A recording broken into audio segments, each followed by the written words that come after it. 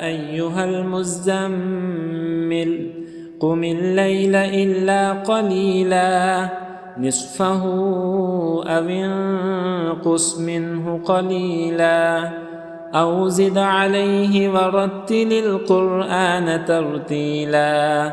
إنا سنلقي عليك قولا ثقيلا إن ناشئة الليل هي أشد وطئا وأقوم قيلا إن لك في النهار سبحا طويلا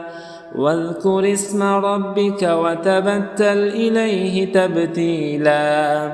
رب المشرق والمغرب لا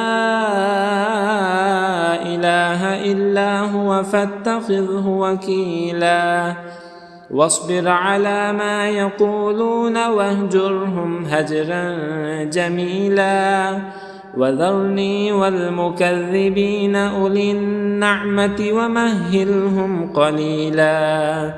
إن لدينا أنكالا وجحيما وطعاما ذا غصة وعذابا أليما يوم ترجف الأرض والجبال وكانت الجبال كثيبا مهيلا إنا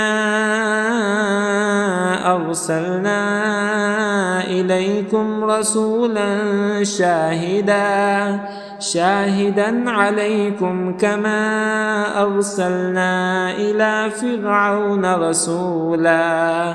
فعصى فرعون الرسول فأخذناه أخذا وبيلا فكيف تتقون إن كفرتم يوما يجعل الولدان شيبا السماء منفطر به كان وعده مفعولا إن هذه تذكرة فمن شاء اتخذ إلى ربه سبيلا إن ربك يعلم أنك تقوم أدنى من ثلثي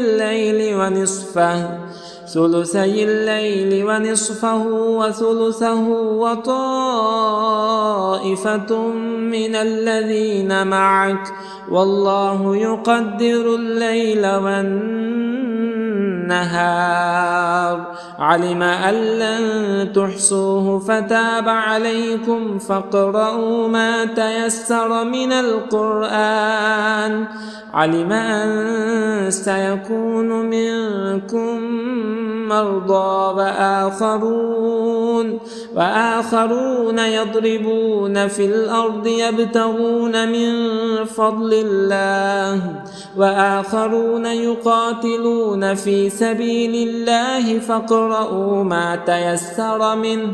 وأقيموا الصلاة وآتوا الزكاة وأقرضوا الله قرضا حسنا وما تقدموا لأنفسكم من خير تجدوه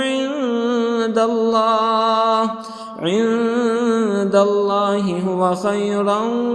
وأعظم أجرا واستغفروا الله